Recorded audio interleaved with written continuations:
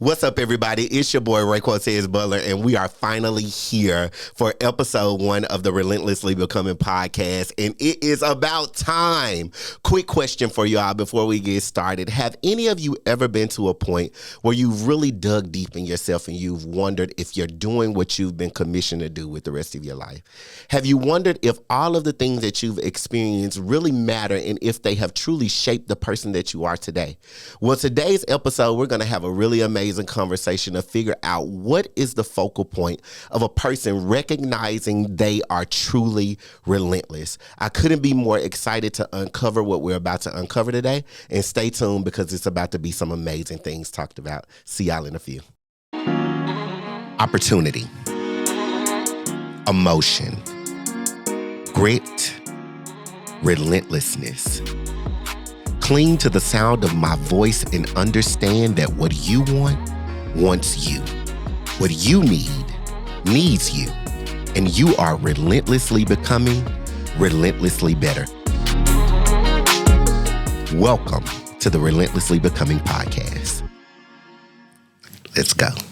All right. It's time to get started with some amazing conversation today. And I couldn't tell y'all how excited I am to have the person that we have on this couch. I'm here today with my brother, my spirit animal, my thought partner, my friend, John Williams, the Relentless Realtor. What is going on, my brother? I am excited to have you here today.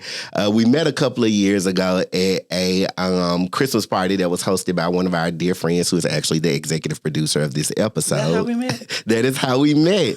And it was like a instant connection just happened, and we ended up talking and recognized that, hey, both of us titled ourselves as Relentless, and then things just went forward and we built a really good friendship that led to a brotherhood, and now I just don't think we'll ever be able to get rid of each other. And so I'm grateful to be able to have you here for this conversation today as we talk about being born to be relentless, because I think people look at us as pillars of strength, and they look at us as people who have it all together and have a lot going on, but they don't often understand the journey that we had to take to get to this place. And so I'm grateful to have your friendship. I'm grateful to have your brotherhood, and I'm grateful for your time, for you being here today. So let's get into the talks of the talks, because we know that we both can go. Let's get it, that part. All right. So I want you to first introduce yourself to the guests. Tell them a little bit about yourself. Tell them about young John and your journey to getting to the person that you are today. All right. So my name is John Williams. I have a real estate business called Elevation Realty Group. I've been in real estate for 13 years now. I'm a 2-time published author. I have a book called How to Buy a Home in 60 Days or Less with Zero Down. And then I just recently wrote a book called Roots to Roofs. And my mission is to service the underserved in real estate to make sure more people that look like me can actually get them keys. Yeah. So really, I've been a realtor since 19, and my whole faith journey, like push through journey, like real estate really shaped a whole lot of who I am doing it so early.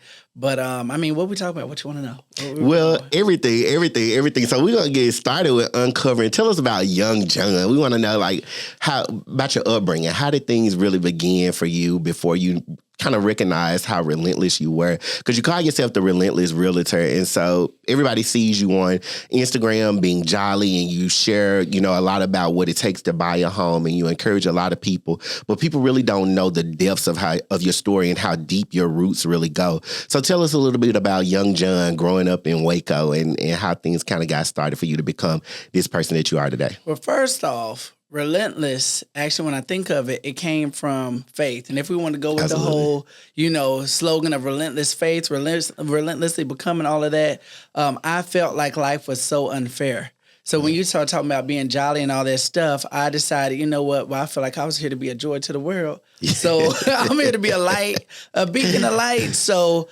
I felt like life was unfair, and it caused me to really cling to faith, God, Jesus, growing up, because my family was divorced early back in the 99 and 2000s, for real. Like it literally was the 99 and 2000s. And I was like, okay, I'm relocating. I'm in this new place. I'm young. I'm being bullied. I don't fit in. All this different stuff. And I was like, God, why me? Why me? But I took all of that and I decided to, instead of, I always say people can either go one or two ways. They can actually make something of themselves, or they can take the lesser option and then get into trouble and all, whatever you could think of. Yeah. And I always chose to pick the positive. So that was like the beginning of my relentless pursuit. First off, leaning on faith to say, okay, God has me here for a purpose. He has me here for a reason. So I may be going through hell, and this may seem unfair, but basically all things work together for me. So let's figure out how to push through this so I can see the working together part, because probably in the moment it wasn't working. Yeah. But it had to, because he don't lie. So that's what I cling to. So that was the birth of what Relentless looked like. Yeah, and I think my story is kind of similar. I grew up in a small town in Mississippi, and there really wasn't a lot of males for me to look up to who were like me. I didn't play football. I didn't play any sport, actually. I've always loved public speaking. I've always loved getting to journey into things like theater and getting to do speech and debate and stuff like that. And there wasn't really a space for men in my area to do that, and we didn't have men who expressed interest in those type of things. And so all of those feelings that I had just really returned to me kind of void, because I felt like I didn't have the role models that I needed to be able to push forward towards what I was wanting to do. And then I also hit a plateau where I just really wanted to know, why can't I be like everybody else? Why can't I be cool like these people? Why can't I fit in with these people? Why can't I, essentially run with these people? And that's when I had to step back, and I had to tell myself at an early age that I have wings and that I can't run with people when I'm meant to fly. Mm-hmm. They're on the ground, they're surface level, but I'm kind of in the clouds, and I'm okay with being in the clouds.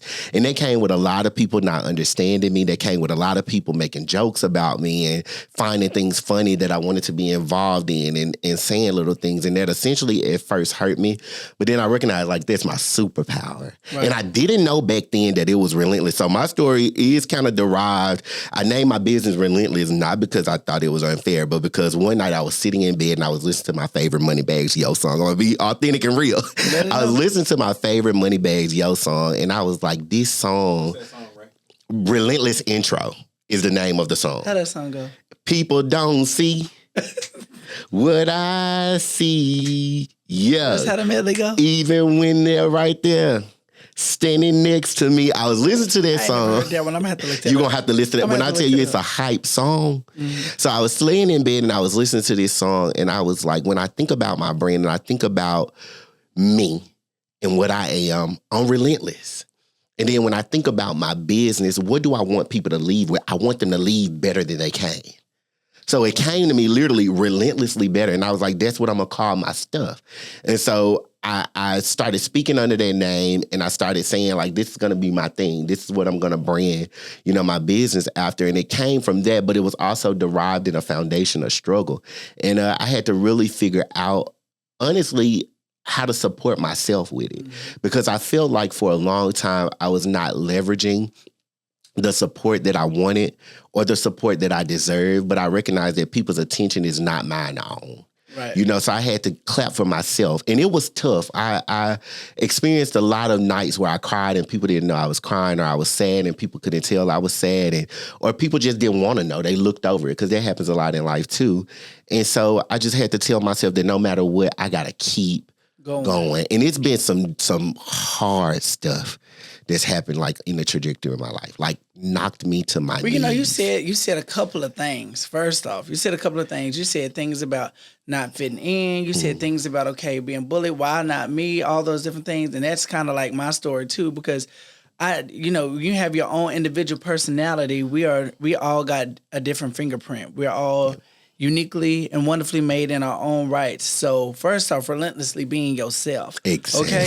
So you got to first be yourself, and you weren't put on this earth, because everybody got a different purpose. Everybody's not the same. Yeah. So shout out for you for walking in that, because so many people get tied into trying to be like everybody else that they miss, okay, who am I though? So when you go to the question of, okay, who was I? What does John Williams look like? The young John Williams, or how did Relentless start? It was pushing through, first off, to even recognize and realize who I was. Yeah. So who am, like, you? And a lot of people don't even know who they are. Yeah. First off, when you talk about being relentless, that's one of the major battles, whatever that may look like, trying to fit in with everybody else. Like the relentless pursuit of finding out who are you. People be like, what is my purpose? Okay, I was always taught purpose is who you become. So who are you becoming? And that is your purpose, but, figuring that out first. So what was I saying with that? Like, I guess I was going with it is, like, when young John Williams, my story, I didn't even know who I was because I was so trying to overcompensate and be or live up to the standard that everybody else wanted me to be. Gotcha. So I just want to speak to that when you did say about the bullying or the push through or whatever that may look like. That was like kind of my early relentless push through is, okay, who am I? And from that, how do I become who I need to be? But first I got to accept me to get there. Get there. So, and it can sometimes be a lonely journey. I think I've learned, and one of the things that I've always struggled with is loneliness, not because I can't be in a space without people, but I've always felt as though I have so much authentic and genuine love to give that I want people around me to know that there is somebody who can give you that. And in discovering things about myself, I recognize that sometimes it's necessary to be alone, because if you have a bunch of people around you, it's so much noise that gets in the middle of you and your gift, or you and your purpose and passion. And so I kind of recognize that was essential for me. But one of the things I would love for you to talk about for the viewers is, what did struggle teach you in going through those moments at an early age? Not even the adult struggle, but just the struggle at an early age. What did that teach you, coming up before you even got out of high school? It taught me how to keep going. It taught me that life wasn't going to be easy. It taught me how to have grit, perseverance, and how to not stop. You can't stop me. Yeah. You can't stop me if you stop me. I ain't going to be stopped. No force can stop. I can stop me. Yeah. So like all of those things, when you overcome something, I look at it as like, I'm like, damn, I know I'm relentless, because I look at it as my resume. I'm like, okay, if I overcame this, I can overcome this thing. Absolutely. If God done brought me through X, Y, and Z, He gonna get me through elemental P. So I'm good. So you can't tell me about me, especially when I got actual proof. And now I'm a bad boy, because now I'm not even walking in what you think is right or what I should do, because I'm like, I got a relationship with God. I know how this go, and He done already showed me from this whole list of things. That's why I continue to push through. So I just put my trust in God, really.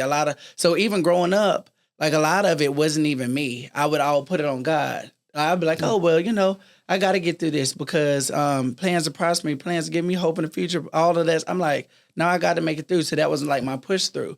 And even like the children of Israel, like, and I'm not trying to get too deep, but like, it's like they didn't even look. And I remember these stories that I was taught.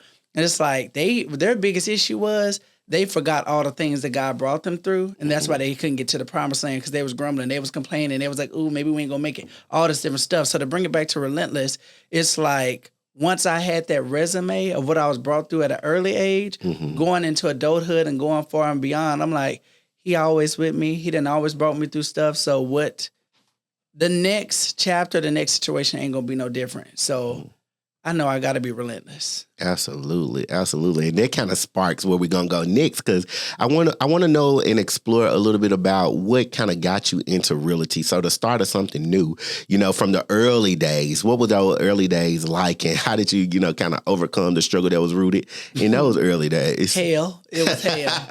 It was hard. Always. It was hard. I got into real estate at 19.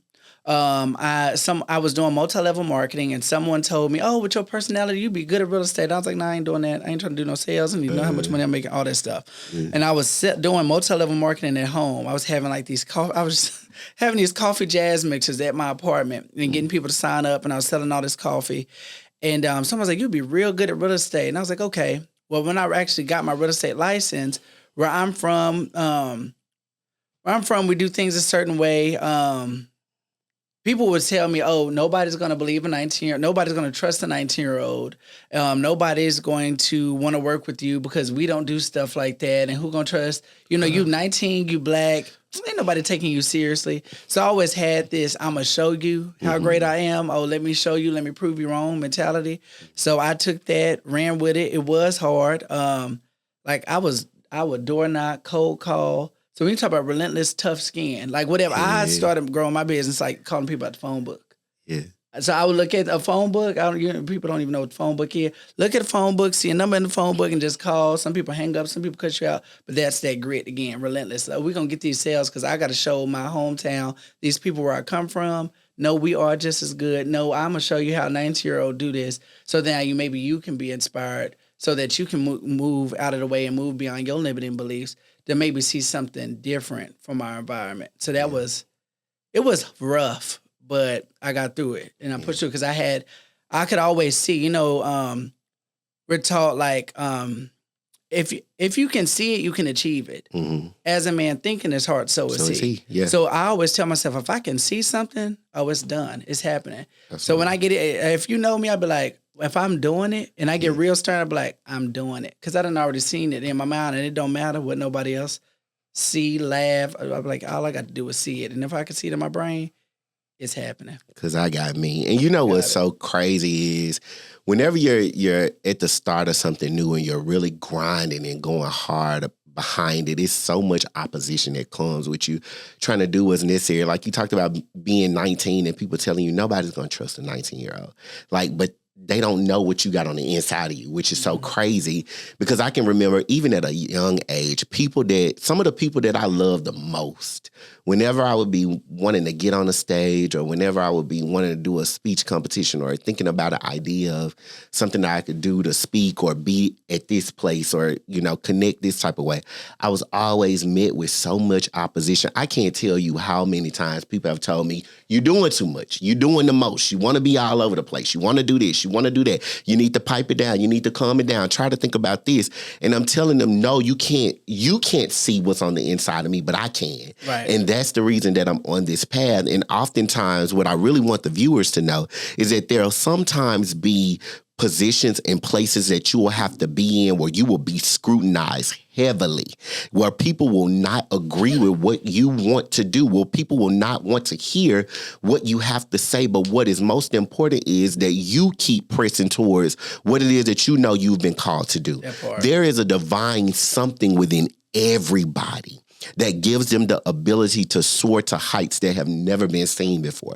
And if you allow the negative chatter of everybody else to stop you from reaching that divine place, you will always wonder what could have happened if I would have done it. And I am so glad that I have always been the type of person to just step out and take the risk because I'm a firm believer in no risk, no reward. Mm-hmm. If I don't step out and do what is necessary for me, if I don't trust my instinct and trust my gut and believe all of the things that I tell myself about myself, then how can I get everybody else to buy in? But you really got to believe that for yourself, though. You do.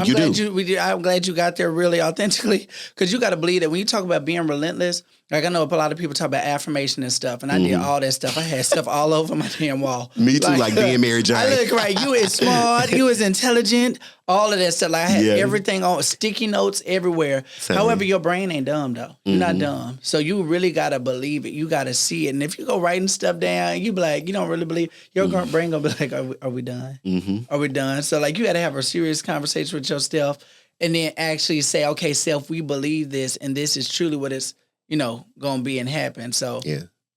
And I'm 100% in agreement with what you're saying. And I think that it is quite dangerous when you don't rise into what it is that you believe about yourself.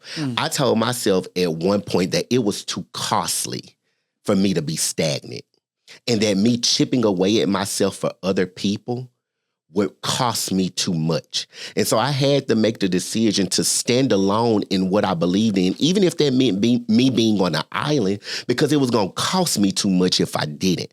If I laid in bed every night and did not rise to the occasion to do what it is that was necessary for me to do, I firmly believe that I would be far more miserable than I have ever been when I'm walking in purpose and doing what I have to do and feeling the feel pains like of you that had purpose. some more in you that you didn't get out. I couldn't afford not to become who I needed to become. I couldn't afford not to do the things that were necessary for me to do and complete, because if I A lot of didn't, people be scared though. they do. They don't want to let go of who they are today to be who they need to be tomorrow. And I do That's remember a big part right there. I do remember a quote from Being Mary Jane that said, resist fear, because it will never lead to a positive end. I think that was by Bishop T.D. Jakes. Shout out to Bishop. All right. I do believe that quote was on Being Mary Jane, and I do believe that was something that I clung to when I was watching that show heavily as well. And so I would love to know from you, what do you think is the most dangerous part about not walking into your purpose and your destiny? Like you say, what you're going to miss out on. What you're going to miss out on. Me being from a small town, everybody said that I should go to college, but nobody was paying for college. Right. So nobody was going to pay for college, and nobody was going to send no care packages either. And they made that very clear. Like, you go out there, you're on your own. You're 18, you want to be grown, whatever. But, you need to go get a degree. So when I decided, well, I don't want to go rack up all that debt. Don't really want to do that. Got a little scared, stayed. It's like, okay. And then people trying to talk me out of becoming, a realtor. Who's buying houses? It's like, and then we get into it, and then they're like, you're going to move, you're going to move out of the town? Like, you're going to move to the big city? Like, there's more competition. If I would have let people talk me out of moving, I wouldn't even be the person I am today. Yeah. There's no way in the environment, because I think some people, I don't know if some people say the environment ain't important. The environment is important. Yeah. It is definitely important. So you need to position yourself in the right spaces with the right people. So if I wouldn't have taken that leap, I don't know where I would have been, but I wouldn't be the John you see today. But thank God that you took that leap, and you are the John that we see today, because that's the John that we appreciate. That part. But I also had something in me too, and I think that's what's good with being connected. Yeah. Whether you want to get in your quiet space, your meditation space, your whatever. I know who I believe in, Jesus Christ, but I don't, whoever you believe, you need to sit down, because we are spirit. I do believe. We ain't gonna get into that. So you got to get down to tap into your spirit, man. And what I believed inside of me was, there's more for me. I'm not better than nobody, but there's more for me, and I'm not supposed to be here, and I got higher. I got other places to do. So when you got that burn inside of you, it's like I couldn't listen to them if I wanted to, because he didn't give the instruction to you. He gave them to me. Yeah. So when I close my eyes, I want to be like, okay, I listen. I did. I'm satisfied. So you just got to get real bold with it, and just, and that's how I am with everything I do. Yeah. I get the idea, I say, okay, we're going to do this. And we go for it. We go for it. We fly to it. Yeah. So we see you, John Williams, we fast forward to now you're a multi-million-dollar realtor. You've sold millions of dollars in realty. You are one of the best, if not the best, at your brokerage, as well as in Dallas, as well as in the state of Texas. Probably going to take over the world one day. Toot. We've seen you, hit these plateaus, and you talk about the struggle of first starting off and having to get out on the ground and door knock. And then people who know you get the privilege of watching you fall in love, and that's when real life happens. You fall in love, and you're doing all of these amazing things, and it looks like everything is going right. And then you hit a plateau where love burns. And it hurts. And so that experience of struggle. Usher, these are my confessions. Let it burn. You didn't think that? No. Okay, let me take Usher. Let it burn. Okay. Usher. This man want to be Usher. Right? Okay, I don't know. I just had that thought. But you get to that point, though, was a good reference, though. You get to that point where you feel the sting of love. Mm-hmm. And you get into a mindset where your heart is broken. You're not mentally in the game. Talk to us a little bit about that experience and kind of what you went through on that journey of finding yourself first again. Off, love was not the first stumbling block, hurdle placed in front. The truth is about love, I never even allowed myself to feel, because I had to be so focused. The way I grew up, it was get it out the mud. We got to make something out of it. I'm the torch runner, okay? So I'm there's a heavy weight. Everybody's watching everything that I do, so I have to be successful. I have to set the bar high. So I didn't even allow myself to feel no love. I dated, but I was like, okay, ain't got time, focus, career, focus, got to do it, got to get it. So by the time I had got to love, or really decided, not even got to it, I decided that I'm going to open myself to love and whatever it looks like, because I said, okay, well, I've crossed off my list. I've bought my 2 houses. I've done the 2 cars. Like, I don't want to be by myself. Like, that's just boring. So now let me chill down and relax, and let's explore this part of life. And I get into it, and it's giving Carrie Hilson. I never thought I'd fall for you as hard as I did.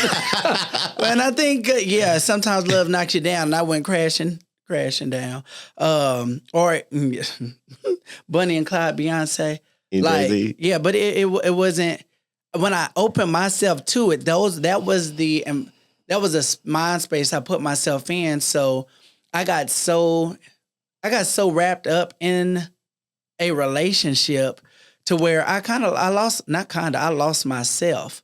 So because I wanted it so bad, because I had focused so much on me, I was taught, you need to be a whole person.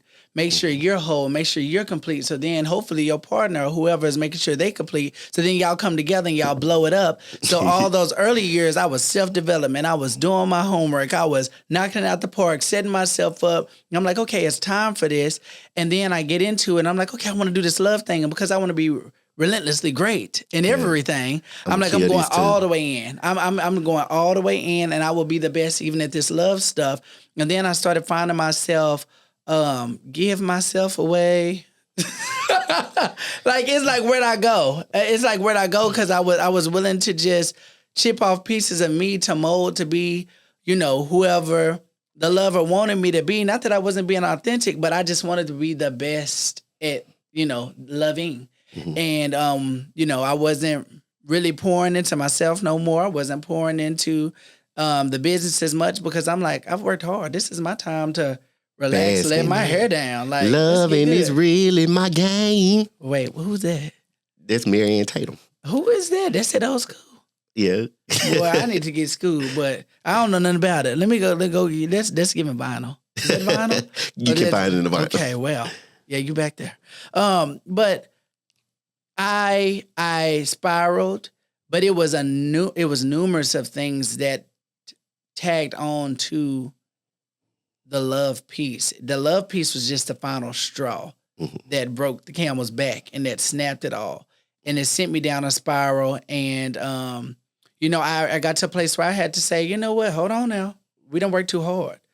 I didn't, like you said, top, I did everything right. I was like, if I could just sell $1 million in sales, I got to the top 1.5% of America's realtors and all this stuff before 30, and now here I am chasing love, and now I done forgot about myself.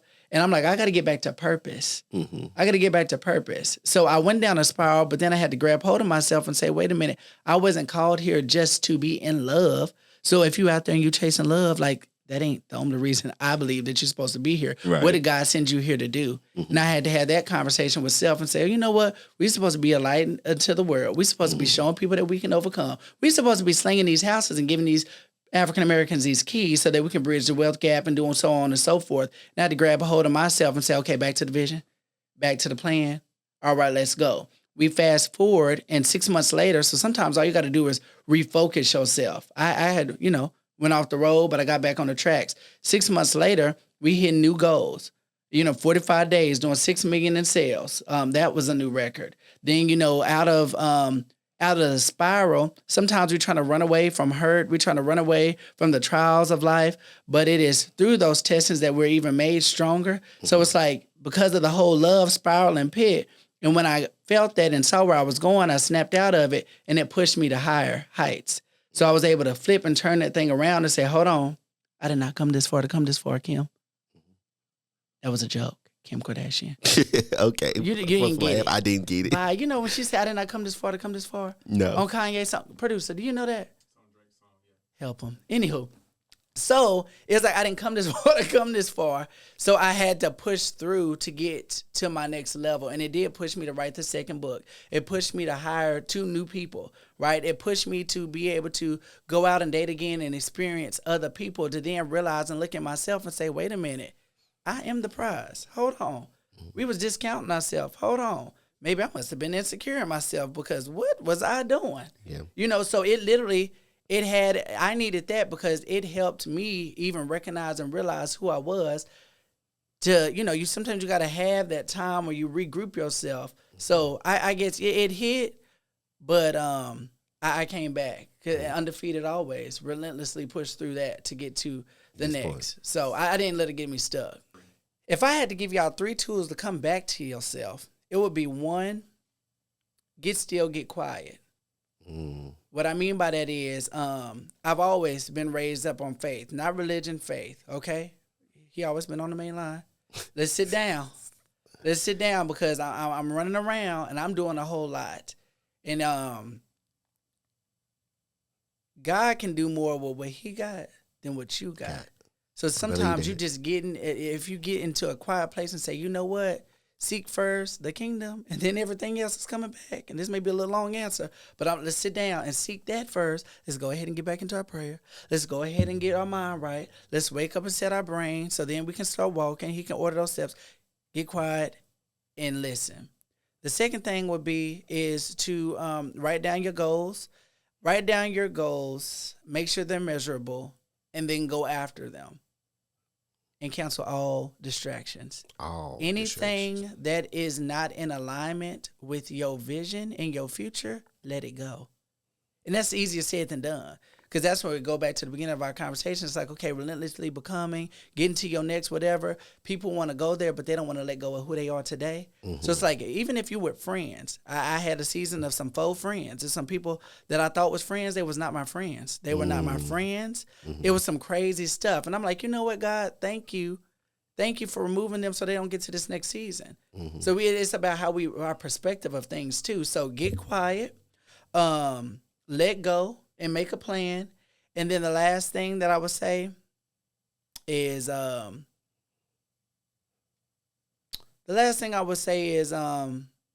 believe in yourself and go after it at all costs. Because you can talk the talk, but you're gonna walk the walk. You can have the idea, but are you gonna actually implement it? And that's why I'm so excited for you in this Relentlessly Becoming show, because we had a conversation about that, and then pow, here we go. A lot of people sit on their ideas and they don't do nothing with it. Sit on your gifts. Right, and some of them be some great ideas too. It's like, okay, what you doing with your talents? Are you multiplying the talents or are you sitting on your talents? Yeah. So when you have that idea, when you're like, ooh, this is going to be great, it was put into you for a reason. So like me, when it comes, if you know me, my brain be moving 1,000,000 miles a minute. So when it comes to me, oftentimes if I'm really feeling it, I just spit it out immediately before life start lifing, things start happening, or my limiting beliefs in my brain talk me out of even doing it. I just want it birthed immediately. Yeah. So then it can get out there. And once you done told somebody, because I ain't a lie, and if I said it, it's happening, it's like, oh, now I got to do it. So actually believe in yourself and actually taking those steps to get it done, even if you're scared. So get still, get in your prayer room. You get to go ahead and meditate, whatever, gather yourself. Go ahead and cut off what does not align with your purpose or your vision, because it is slowing you down, and then actually take those steps, because he can't order your steps that you ain't taking. You are 100% right about that. And I think at this point, one of the pivotal things that I have learned, especially in the last 30 days, because the transition to where I am today over the last month has been, in fact, quite difficult for me. And just experiencing the things that I've experienced and recognizing the things about me that I probably didn't want to recognize has been tough to realize that even though I label myself as the prize, and I believe that I'm the prize, and I know that in my heart of hearts I'm a good person, that there are still areas within me that I have to work on. Things that are in me that I didn't know that were in me until I get presented with a difficult situation and they come out. Or things that are in me that I thought I had graduated from, but I had to look back and recognize that I'm still standing in the same area.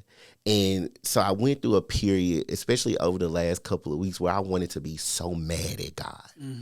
I wanted to be so mad at God because I believed divinely in my spirit all of the positive things that I had told myself about myself, because I was the only person telling myself this.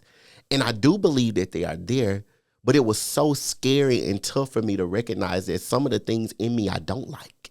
Like, I know that it's never my intention or my purpose or what I want to do to be a villain in anybody's story. But I also recognize that I'm not always a victim. Right. That sometimes I could spew some really nasty things towards people that I love, not because I'm a nasty person. At the core, I'm still an amazing person, but there are things in me that have gone unchecked, that I didn't take the time to recognize that I needed to hit a point where I needed to fix those things. And so I wanted to be mad at God because I had put in my mind, and I just knew that it was him telling me that you're amazing and you got all this splendor and you can do it and you're favored and you got all of this stuff on the inside of you that you want to birth. But every time I get to the point where I feel like it's time for me to push and for me to put out what it is that I want to put out, here I am faced with another challenge. And how do I, as a human, as a man, as a Black man, navigate the thoughts that are going in my mind, losing somebody that you love?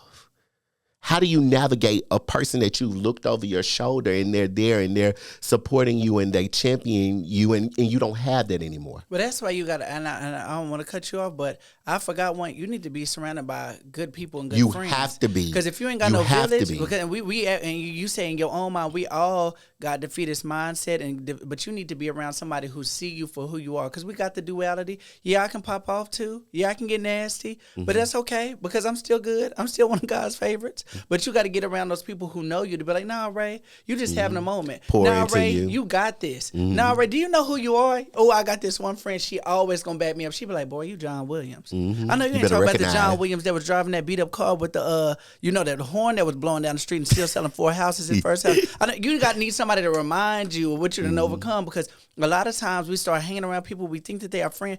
Where your village at? Where your people that like go ahead? You boxing life and they gonna dab the towel on you. Let me go ahead and give Ray some water. Let me go ahead and go ahead and pipe you up. But a lot, that's surrounding yourself with people who want to see you win. Surrounding yourself with people who see the light that you got in you. Surrounding yourself with people who gonna speak life into you when you may be down. Some people important. like to enjoy to see you down, right? So you gotta first realize you ain't in this by yourself.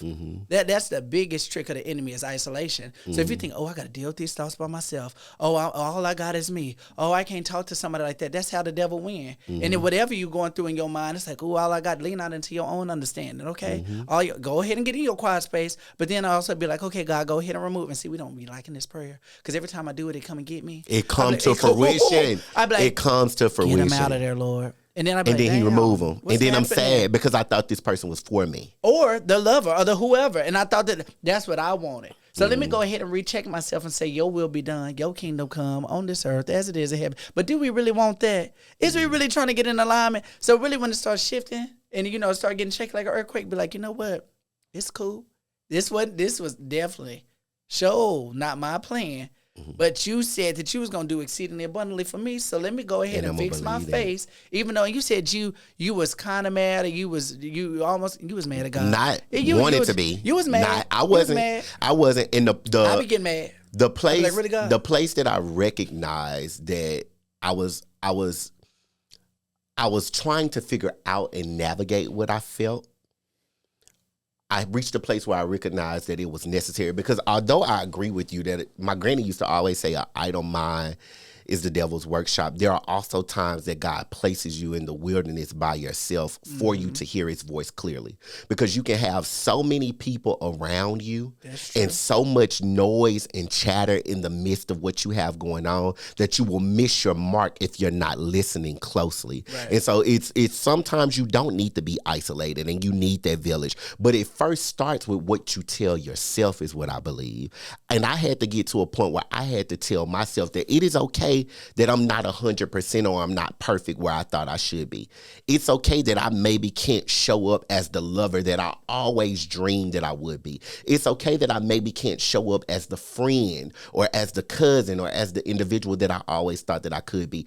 I have to take the steps and do what is necessary for me to get to the point where I'm completely satisfied. Not about what everybody else tells me, because at the end of the day, John Williams can call me on my phone and you can pour into me 1,000 gallons of water. But if I have holes in my belief in faith, And if I have holes in my brain about what I think for myself, it's just going to spill on out. Don't be wasting my water. Don't be wasting my water. Don't be wasting my water. And I ain't trying to waste your water. And so I think that I've spent the last 30 days and just the transition that I've gone into by being in a broken place. And I really got into a place where I said it's necessary for me to do the work that is necessary for me to get to my next level so that I could be a better person. I don't want to just have all this stuff. I got the BMW. I bought a house. I'm making the money that I desire to make. I have the notoriety and the respectability of my peers and my colleagues and those above me. All of that is fine and dandy. But what is it that's happening when I get to that house? What is it that I'm thinking about myself? Do I have peace before I go to bed?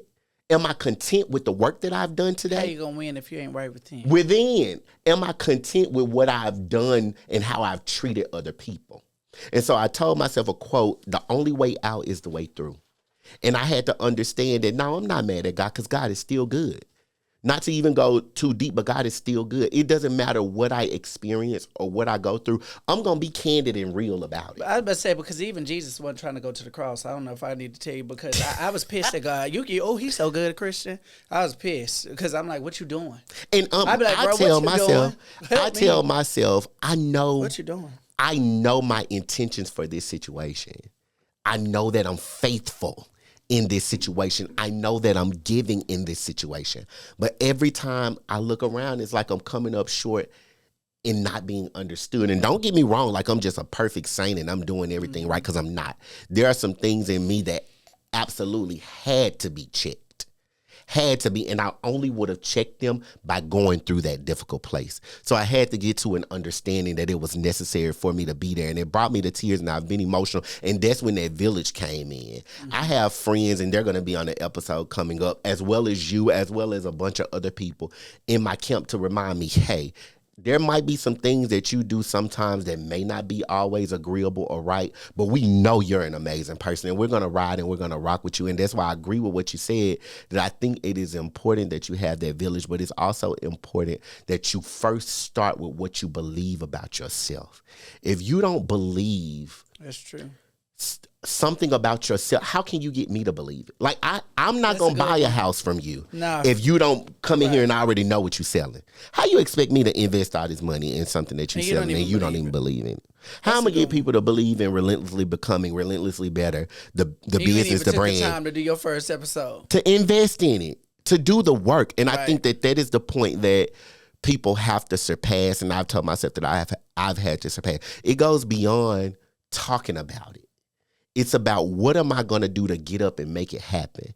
And I want to send, because this is my first episode and we're talking about all these things, to anybody that I have ever offended or hurt or done wrong by or said something negative and nasty to, or if my intentions were misunderstood, if I did something to break your heart, if I did something to make you feel as though I wasn't a person who was genuine and trustworthy, I sincerely apologize to the masses, because that is not who I want Ray Quotez to be to people.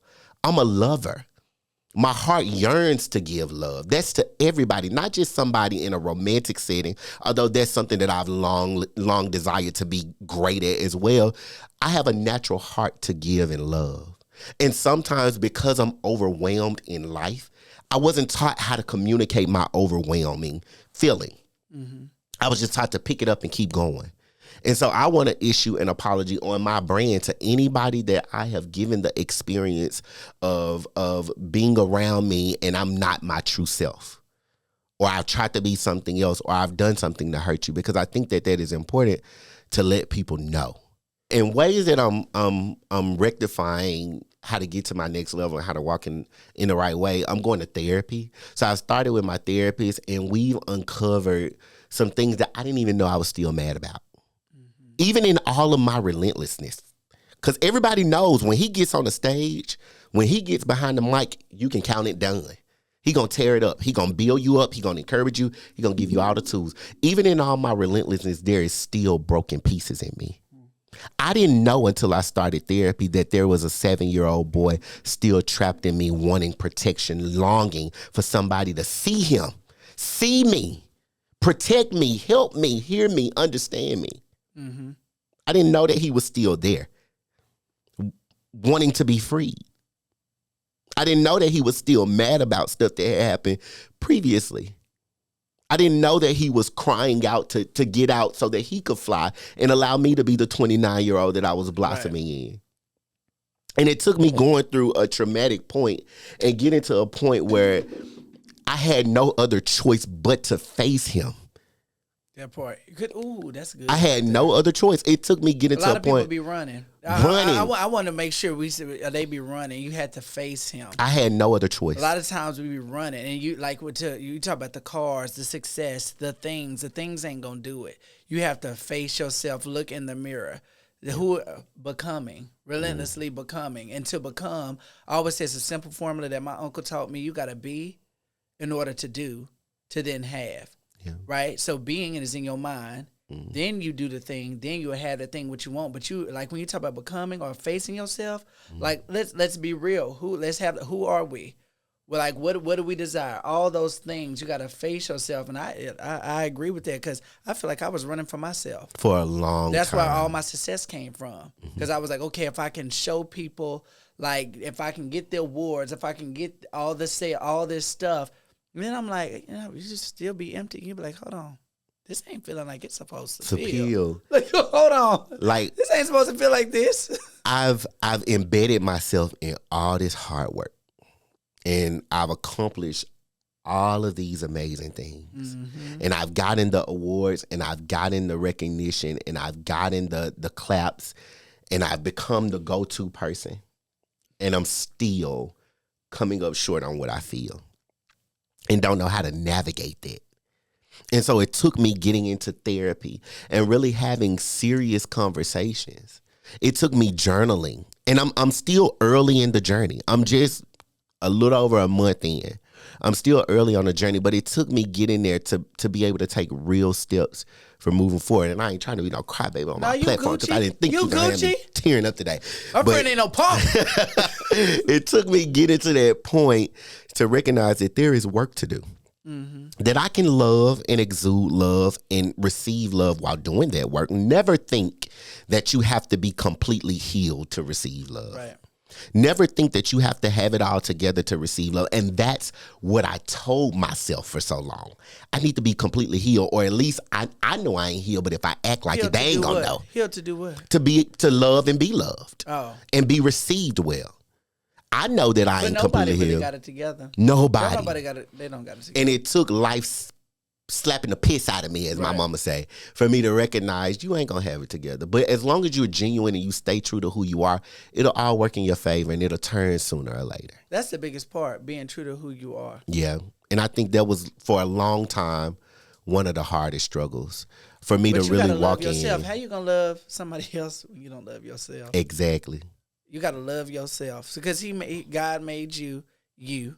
So let's love ourselves.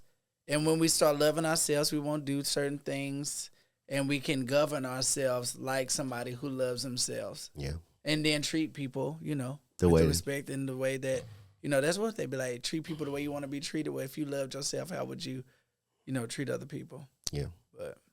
So when you think about the legacy of John Williams and who he is as a person who is relentless, a person who is inspiring others, a person with so much to give, life moving forward, what do you think is the thing that when you look back, you would have recognized this is what I left with the world? I know if I pass today, is it the eulogy? Hello? I know if I left this good earth today, y'all gonna be like, John, I am always a good time. I don't care. That you are. Always a good time. That you are. I grow things. Everything around me is always better. Now, you ain't got to like me. You ain't got to what Khalees say, but you will respect me. Everybody, like I leave everything.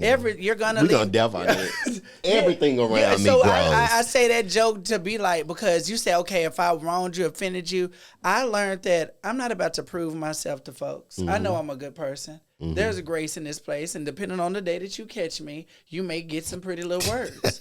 You may get some pretty little action. God ain't done working on me yet. Hallelujah. So the thing is, it's like, I'm not going to apologize for that, but the masses, no, if I was a leaver, I would be like the legacy. I definitely was that joy to the world. I definitely did leave so many more people better than what they were when they came to me. And I can literally, and I've motivated so many people. And just like you're doing every day, and you don't even realize it. Like I said to you, I said I ain't never met nobody that can spew out and spit off some stuff at the top of their dome. Like you doing your Relentless Becoming and your, what was you say, your Relentless Friday, your speeches, the things that you do and your successes, they have literally empowered somebody to say, you know what, if Ray doing that, I can do that. And a lot of times we be too hard on ourselves and, you know, we be like, oh, I didn't accomplish, I done did. But it's like, you have no clue because we are in this Instagrammable society where if the light don't get liked, we be like, did somebody see it? Was I praised? I didn't get the award. But it's like, no, people see you. People see what you done. People see what you done came from. They see where you've come from. So just like you water people, you grow people. So, you know, I know you gave your eulogy and your apology, but like, to bring it back to me, it's like we relentlessly grow people over here. Yeah. So I know I would be good. Gonna do that. I would be good. That's gonna happen. We grow people. Exactly. But you know, like Fantasia said, some of you need to free yourself. Sometimes you gotta apologize. You just gotta put that out as a declaration to free yourself. So my question to you, Ray, is now that you have looked within yourself, and you know what all your gifts and talents are, like, what is your next step moving forward? I think that my next step moving forward is first keep me in Ray Cortez because I think he ain't going nowhere. And much like you said, I recognize that at the end of the day, there is far more good in me than bad. That yes, I have things in me that need to grow and things that I have to work on, but there is far more good in me. And my intentions are always right. And so I think that number one is to keep being Ray Cortez. And number two would be to do it anyway. Do it anyway. Do it whether I'm supported. Do it whether people like it. Do it whether people love me. Do it whether people agree with me. Do it whether there's somebody holding my hand. Do it whether I'm doing it by myself. Do it if I got to stay up all night. Do it if I got to get up early in the morning. There's just something about getting done what I'm destined to do. And Pastor Sarah Jakes Roberts said, as they're preparing for the Woman Evolve conference, that there is no greater position than to be surrendered to that of which only God can do. And I think that I'm in a position where I'm on my knees, not for God to break me, but for him to show me that you can't go to that next level without seeking my face first. Not to go too deep and just make it a spiritual thing, but I believe that I'm in complete and utter surrender and rawness because I have to do it anyway. And I've been at a point where I am completely empty, but I recognize that I am also about to be completely full and that I can't go to a restaurant. I can't have appetizers at this restaurant and then go to Golden Corral and think I'm finna eat everything at the buffet. I need to come with an empty stomach. Why are we eating at Golden Corral? Because sometimes Golden Corral could be good. They My still daddy. open? Yeah, my daddy used to take us to Golden Corral. Yeah. He was a little cheap. I'm sorry, Daddy, for calling you cheap. He was a little cheap sometimes. Too. That's why they stopped in them. Well, it was a family of 5. Receiving them high checks. But I recognize that I have to be empty in order to be full. Mm-hmm. And so I want to keep being me, and I want to do it anyway. And my last thing would be to love without regret. I want to love without regret. I want to love unapologetically. And that's not just talking about a romantic love, because everybody think when you talk about that, you're talking about a romantic love. That's not it. I'm talking about just people genuinely and generally. I want to love without regret. I want to love without feeling boggled down by my thoughts and expressions, and just give all I can give to this world and leave it better than it was before I came. If you live by the likes, you die by the booze. By the booze. So if you live by the likes, you'll die by the booze. Because you're like, why ain't they clapping for me? So just do you. You ain't that. Just do you. You ain't that. And you are who you are today because of your mistake. It was necessary. That's what Fantasia say. It was necessary. You know that's my favorite singer. Harmony necessary. You know that's my favorite singer. And so I hope that you guys were able to get something amazing out of today's episode. I hope there's something that resonated with you and that you can carry with you for the rest of your life, even if it's just one simple thing. I want to leave you all with this quote: "Change your thoughts and you can change your world," by Norman Vincent Peale. And so as always, I want to leave you and remind you that there is not a thing that you can't touch. There is not a height that you can't reach. What you want, indeed and in fact, wants you.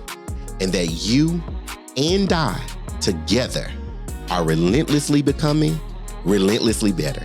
Until next time on the Relentlessly Becoming podcast, where we discuss new friends, new life, new city. I'll see you all soon. Thank you for joining me. Peace.